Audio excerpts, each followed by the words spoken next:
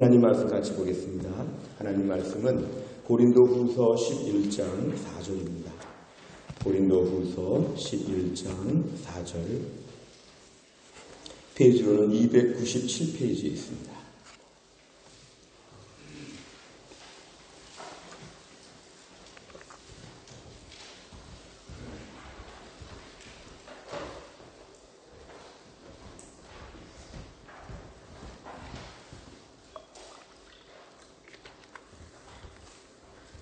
(297페이지) 고린도후서 11장 4절 다 같이 읽겠습니다.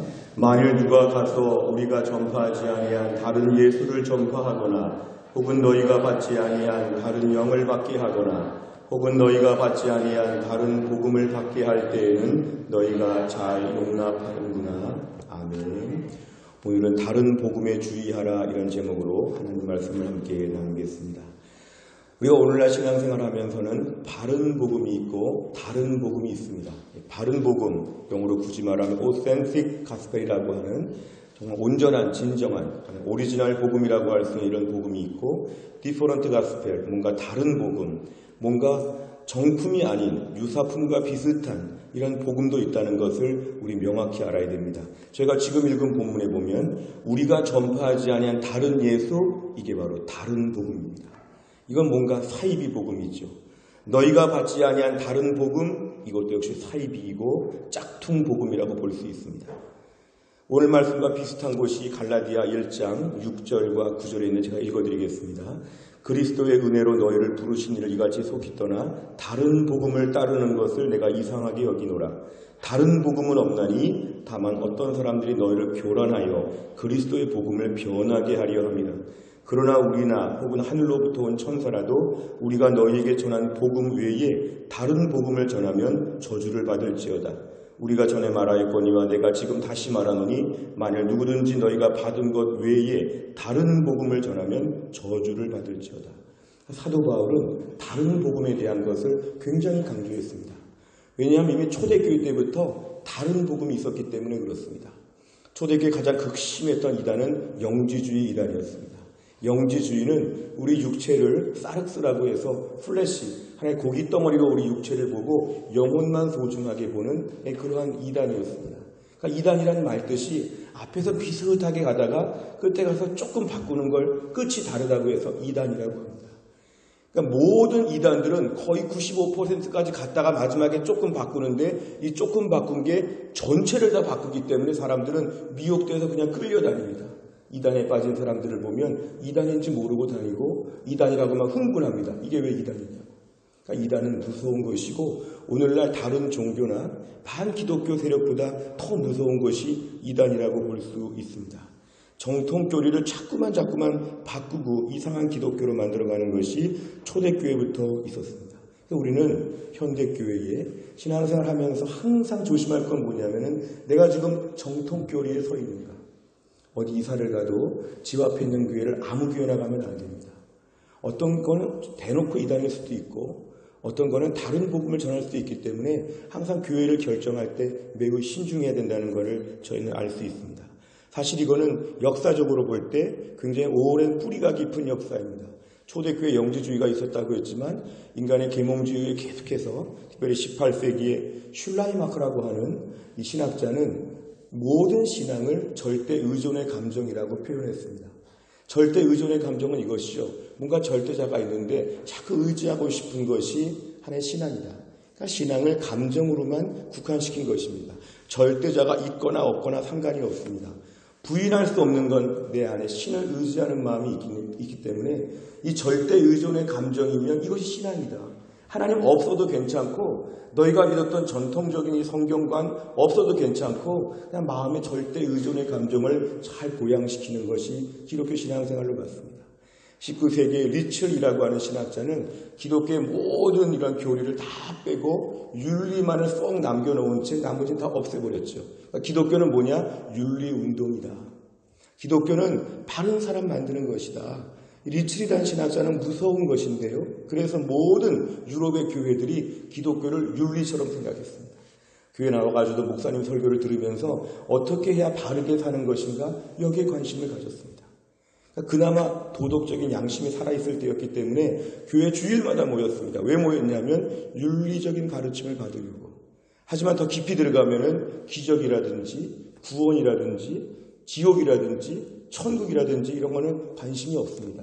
있어도 되고 없어도 되고 없어도 상관이 없고 그냥 현세의 윤리적인 인간이 되는 것이다. 19세기, 20세기 미국 교회에서는 사회복음, 소셜 가스펠이라는 것이 한동안 유행했습니다. 개인 구원보다 사회 구원에 우선순위를 두는 그런 운동이었습니다. 산업화 도시와 자본주의 많은 문제들 가운데 교회는 사회의 악을 해결하고 사회를 바른 사회, 살기 좋은 사회, 모두가 잘 사는 사회로 만드는 것이 바로 교회이다. 목회자들은 그런 일에 앞장서야 되고 성도는 그런 일에 앞장서야 되고 물론 다 좋은 얘기입니다만 여기서 무서운 게 뭐냐면 개인 구원을 강요하게 되었습니다. 죄인이고 예수 믿고 구원받고 죽으면 천국 가고 이런 내용들은 강조하지 않았습니다. 왜냐하면 이건 중요한 문제가 아니라는 거죠. 기독교는 좋은 세상 만들기 운동이다. 기독교를 믿고 구원받겠다는 것은 옛날 고대의 신화적인 세계관에 따른 옛날 이야기이지 오늘 그런 얘기하지 말자. 이 사회를 개선해보자. 저도 대학 다닐 때 한참 80년대에 그런 얘기들을 많이 들었죠. 교회는 사회의 어려운 자들을 도와줘야 되고 사회 운동을 해야 된다. 내 안에 분명한 복음에 대한 것, 구원에 대한 것 이건 몰라도 괜찮으니까 사회 운동을 위해서 뛰어들어야 된다는 것이죠. 근데 온전한 기독교는 이것입니다. 바른 복음은 뭐냐면은 개인이 자기의 죄 문제로 인해서 예수님을 만나고 그 예수님 만나서 은혜를 받고 하나님의 자녀가 된 이후에 내가 있는 곳에서 소명을 받았기 때문에 그곳을 아름답게 만들어가는 것이 복음입니다. 근데 사회 복음이나 다른 복음에서 뭐라고 가르치냐면 개인 구원 얘기는 처음부터 꺼내지도 아니하고 처음부터 단도직입적으로 사회 구원을 위해서 뭘 할 것인가. 그래서 다른 종교와의 협력을 중요하게 생각합니다. 제가 신학대학을 졸업할 때 졸업 논문이 장로교, 기장, 통합, 합동의 헌법을 연구한 게 제 논문이었습니다. 그때 보니까 통합식 헌법만 봐도 타 종교와의 협력을 강조합니다. 왜냐하면 세상을 좋은 세상 만들기 위해서. 사실 매우 위험한 것이죠. 우리가 세상 한번 좋게 만들어 보려고 예수 믿습니까? 오늘날 교회가 이 세상에 예수를 알지 못해서 영혼의 구원을 받지 못해서 복음을 알지 못해서 어려워하고 있는데 오늘 이 땅 가운데서 사람들에게 복음에 대한 이야기를 덜 하고 당장 이 사람에게 떡 주고 빵 주고 이 사람에게 집 져주고 좋은 거 주면 이게 교회입니까? 예수님 이것을 위해 죽으셨습니까? 그렇지 않지요. 오늘날 우리 몸에도 중병에 걸려서 지금 씨름하는 사람이 있습니다. 그런데 이 사람이 오늘 뭐 하다가 손을 좀 베었습니다. 이만큼 피가 났습니다. 그래서 여기다 지금 밴드도 붙이고 약도 바르고 있습니다. 이 사람의 가장 큰 문제는 뭘까요? 이 손에 좀 피가 조금 나는 문제가 큰 문제가 아니라 몸 안에 있는 중병이 큰 문제인 거죠. 오늘 기독교는 이 땅에서 사람들에게 제일 중요한 문제, 영혼 구원을 위해서 예수님이 죽으셨음을 믿으시기를 바랍니다. 이 땅에서 나에게 모든 어려운 문제, 실제로 아프고 힘든 문제들이 많지요. 그러나 이것이 핵심은 아니라는 것입니다. 오늘 다른 복음에서 강조하는 건 뭡니까? 영혼 구원보다 더 중요한 게 많다는 거죠. 이 사회가 얼마나 어려운지, 얼마나 부조리한지, 얼마나 이 땅에 빈곤층이 많은지, 얼마나 정치가 부패했는지 여기에 다 집중해서 이런 교회 다니면 목사님이 하루 종일 정치 설교하죠. 어느 당을 지지하고 어느 당을 위해서 계속 이런 데 몰두하죠. 그러다 우리가 오늘 보는 거는 개인은 기본적으로 죄성이 있기 때문에 온전히 변화되지 않습니다. 우리가 오늘날 개인이 은혜를 받아서 개인이 변화가 되어서 그 사회가 변화되는 것이 온전한 변화이지 개인의 변화가 없는데 어떻게 죄인들이 모여서 결국 다 이 땅을 좋게 만든다고 하는 건지 이건 옳지 않다는 것입니다. 오늘날도 한국교회 안에 기독교 진영 안에서 적지 않게 갈등이 있는 것은 뭐냐면 사회 구원적인 복음과 오늘 개인 구원적인 복음이 있다면 우리가 오늘 개인 구원적인 복음이 더 중요하고 바른 복음인 것을 알아야 합니다. 우리가 오늘 신앙생활 하면서 내 영혼이 잘 되고 범사가 잘 되어야 됩니다. 내가 분명한 구원의 확신이 있어야 되고 내가 은혜를 받아야 되고 이런 사람들이 여럿이 모였을 때 그 교회, 그 직장, 그 나라와 민족이 복을 받는다는 것이 바로 뭐냐면 성경에서 말하는 바른 복음입니다. 오늘 현대판 자유주의 신학의 아류들은 이런 것이 있죠. 교회는 놀아야 돼. 교회는 편안해야 돼. 교회는 일시적으로 쉬는 곳이고 기쁜 곳이지. 교회는 엔터테인먼트가 많아야 돼. 교회가 위로를 많이 받아야 돼. 교회가 뭔가 나에게 이득을 봐야 돼. 친구 만나야 돼. 세상에 선한 일을 많이 해야 돼. 세상적인 유익을 많이 얻어야 돼. 이거 다 맞는 말입니다만 이것이 핵심은 아니라는 것입니다. 어떤 분들은 교회를 오랫동안 나오면서 제가 지금까지 말한 것이 교회인 줄 압니다. 그리고 지금도 교회는 이런 일부터 해야 된다고 생각합니다. 그러나 이거는 부차적인 일이고 이것이 핵심이 되면 우리는 바른 복음에서 떠난 교회라는 걸 알아야 합니다. 교회는 바른 복음은 뭐냐면 내가 죄인이고 예수님 나를 위해 십자가에서 죽으셨고 그 예수님을 깊이 매일 만나고 은혜가 풍성하여서 성령의 능력으로 주를 위해 소명을 감당하고 끝까지 믿음으로 경주하며 하나님의 일을 감당하는 것. 주님 말씀하신 지상명령 전도와 선교와 구제에 힘쓰면서 열심히 살아가는 것. 이것이 바로 바른 복음의 교회라는 것입니다. 어제 그제 혹시 신문을 보셨습니까? 최근에 어느 전방부대에서 군단장을 상대로 하여서 청와대 게시판에 청원이 올라왔는데 10,000명이 서명했답니다. 보셨나요? 10,000명이 서명했으니까 매우 많은 분들이 서명했지요. 현역 중장, 별 셋이지요. 군단장이 장병들에게 과도한 체력 훈련과 휴가 제한 등을 했더니 여기에 대해서 너무 무리하다고 군단장을 해임해달라고 이렇게 요청이 왔습니다. 근데 이 군단장, 이 중장은 도덕적인 문제가 있거나 갑질을 했거나 이런 문제가 하나도 없었습니다. 뭘 했냐 하면 군인들을 강하게 훈련시켰다는 이유로 이 사람 해임해달라는 요구가 10,000명이 넘었다는 것입니다. 그러니까 많은 사람들이 다 거기에 대해서 동조하는 것이죠. 저도 아들이 군대가 있는 입장이라서 군대에서 훈련이 심할 경우 아이가 힘들겠다 이런 생각은 본능적으로 갖고 있습니다만 가만히 생각해 보세요. 이해관계를 떠나서 가만히 생각해 보면 군대에서 훈련 강하게 했다고 보직 해임해달라고 하는 요청이 합당한 것입니까? 군대 훈련이 여론에 따라서 청원이 올라갔다고 해서 훈련을 줄여야 되는 것일까요? 군대 훈련은 그런 것이 아니죠. 왜냐하면 강한 군대가 군대의 원래 정체성이기 때문에 군대는 철저하고 강하게 훈련돼야 되고 안보가 튼튼해야 되죠. 자꾸 군인들을 느슨하게 풀어주다 보면 나중에 군인들이 허약해지죠.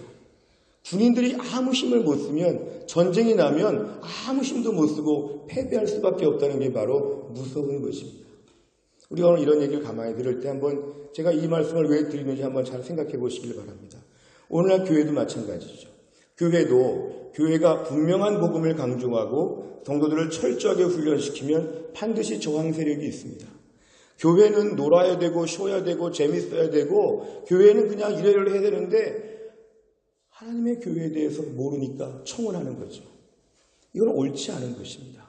하나님의 교회가 말세에 유람선처럼 놀러 다니고 매일 재밌고 놀러만 다니면 이 영적인 세계를 얼마나 모르면 이 영적인 암담한 상황을 얼마나 몰랐으면 이런 것을 교회라고 오늘날 얼마나 많은 사람들이 교회는 이래야 된다 저래야 된다 교회는 힘들게 하면 안 된다 교회는 편안하게 재밌게 풀어줘야 된다 이런 식의 이야기를 가지고 하나님의 교회를 무력화시키는 시도가 얼마나 많이 있는지 모릅니다.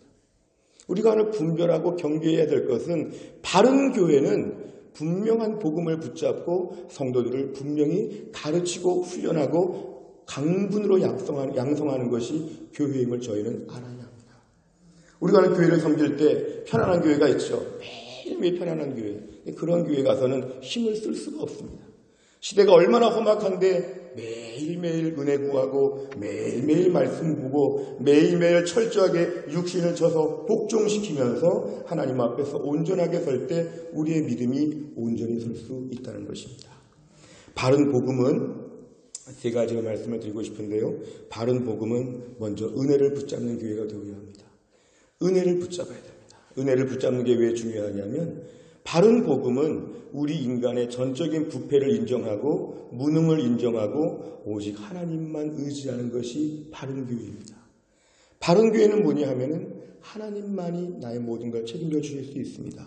제가 선합니다. 저는 똑똑합니다. 아직 복음을 몰라서 그렇습니다. 하나님보다 똑똑하고 하나님보다 부자일 수가 없기 때문에 그렇습니다. 저는 모릅니다. 저는 죄인입니다. 저는 약합니다. 하나님 도와주시옵소서. 바른 복음은 성도들이 모일 때마다 서로 이런 얘기합니다. 저는 참 부족합니다. 저는 모자랍니다. 어떤 경비행기가 이렇게 하늘을 나르다가요, 바다 위에서 경비행기가 떨어졌습니다. 바다에 추락했죠. 이 사람이 지금 살아보려고 아무리 노력을 하는데 자기 스스로의 힘으로는 도저히 살 수 없는 위험에 처하게 되었습니다. 점점 몸의 체온은 떨어지고 이제 점점 죽을 위험에 처하게 되었습니다. 이럴 때 경비행기를 운전하고 조종하던 이 사람이 살 수 있는 방법은 뭘까요? 외부적인 도움밖에는 없다는 거죠. 망망대해에서 아무도 안 도와주죠. 이때 한 가지 방법, 외부에서의 도움이 오면, 지나가는 배가 있다든지 하늘에서 뭐 헬리콥터가 있다든지 누가 나를 도와주지 않으면 살 수 없는, 이게 바로 뭐냐면 인간의 전적 부패의 상황이라는 것입니다. 기독교를 바른 복음으로 믿으면 인간이 하나님 앞에서 은혜를 기억합니다. 다 은혜입니다. 성경을 보면 노아도 은혜를 입었고 아브라함도 은혜를 입었고 모든 믿음의 사람들은 다 은혜를 입은 자라고 얘기합니다. 자유주의 신학의 출발점은 뭐냐면 인간의 지성을 의지하죠. 계몽지후에 우리가 얼마나 똑똑한데 우리 믿음의 선조들 조상들은 무식해서 과학이 발달하지 않아서 인간의 지식이 너무 어두웠기 때문에 하나님 맹종했지, 지금같이 똑똑한 시대에 뭐가 아쉬워서 하나님께 나가느냐? 교만함을 가지고 나갔죠. 예나 지금이나 100년 뒤 200년 뒤나 인간은 하나님 앞에 스스로 나갈 수 없고 은혜밖에 없다는 걸 인정하는 것이 바른 복음입니다. 두 번째는 오직 예수님을 유일한 구세주와 주님으로 인정하는 것이 바른 복음입니다. 어느 교회가 설교를 가만히 듣다 보면 예수님을 통한 구원을 목사님이 인정하는데 다른 종교의 구원이 있다는 걸 흘립니다. 사실 인도라는 나라가 그렇죠. 인도는 예수 믿고 구원받는 것도 인정하고 그 다음에 여러 다른 우상들도 인정하는 것이 인도의 다신론적인 사회죠. 오늘날 예수 믿고 구원받는 걸 인정했다고 다가 아니라 이거 하나만 길을 열어놓고 다른 문은 다 막아야 됩니다. 기독교는 배타적인 기독교죠. 예수 믿고 구원받는 거 내가 믿고 있지만 다른 길은 없다는 걸 믿는 게 바른 복음입니다. 예수 믿고도 구원받고 다른 종교 믿고도 구원받고 어느 정도 구원이 있고 이렇게 애매하게 말하기 시작하면 이걸 다른 복음이라고 우리는 말해야 됩니다. 우리 교단 예장 합동측이 왜 WCC를 반대하는 줄 아십니까? WCC 안에 참된 성도가 있을 수 있고 또 세계 교회가 함께 모여지는 것 의미가 많죠. 1948년 암스테르담에서 시작된 WCC 총회는 몇 년 간격으로 계속 벌어지는데요. 이 WCC 총회가 위험한 건 뭐냐면은 너무 문을 많이 넓히다 보니까 이 안에 잡다한 것들이 다 들어왔습니다. 심지어 그 전에 호주에서 있었던 WCC 대회에서는 우리나라 사람이 무당처럼 춤을 췄습니다. 막 무당처럼 춤을 추고 있었는데 사람들이 앉아서 뭐라고 평가하냐면 지금 성령께서 임하신다고. 무당의 굿을 놓고 이걸 성령의 역사라고 보는 것. 오늘 많은 다른 종교를 보면서 당신도 지금 다른 종교라고 얘기했지만 당신도 사실은 하나님 믿는 거예요. 이런 식으로 자꾸 얘기해 주는 거죠. 그러니까 결국에는 오늘 많은 교회들이 여기에 빠져가지고 포용적이지. 우리 예수교 합동측 교단은 너무 까다로워 배타적이야. 좀 문을 좀 넓혀야지. 통을 좀 넓혀야지. 여러분 넓힌다고 해서 비진리를 진리라고 볼 수는 없는 것입니다. 오늘날 제일 무서운 건 뭐냐 하면은 이것이 더 무서울 수 있습니다. 예수님 믿고 구원받는 것 인정해. 그러니까 너도 우리를 인정해. 오늘 다종교 사회 안에서 얼마나 많이 이런 것이 많은지 모릅니다. 여기에는 매우 우리가 조심해야 됩니다. 예수님의 무엇을 믿냐 하면 우린 예수님의 십자가를 믿기 때문에 그렇습니다. 예수님 좋은 말씀 많이 해주시고 가난한 자들의 친구가 되시고 예수님 정말 위대한 분이라고 말씀하면서 사람들은 예수님의 말씀, 예수님의 병고침, 예수님의 여러 가지 사회적인 운동 이런 데 집중하게 되면 이건 다른 복음입니다. 우리 예수님의 뭘 믿냐 하면 십자가를 믿는 사람들입니다. 예수님의 사역이 뭐가 제일 중요합니까? 십자가가 제일 중요합니다. 다른 복음에서는 십자가가 제일 안 중요하다고 가르칩니다. 뭐가 가르치느냐? 얼마나 베풀었느냐? 얼마나 약자들과 함께 지냈느냐? 오늘 많은 교회에서 교회를 평가할 때 얼마나 가난한 자들과 함께 있었느냐? 세상은 그렇게 우리를 평가하지만 이거 현혹되면 안 됩니다. 어려운 자들과 함께하는 교회가 좋은 교회가 아니고 그 일도 중요하지만 과연 그 교회가 예수님의 십자가 붙잡고 있느냐? 그 교회가 전도 선교에 힘쓰고 있느냐? 그 교회가 구원받은 성도들로 가득 차 있느냐? 이게 교회의 본질이라는 것이죠.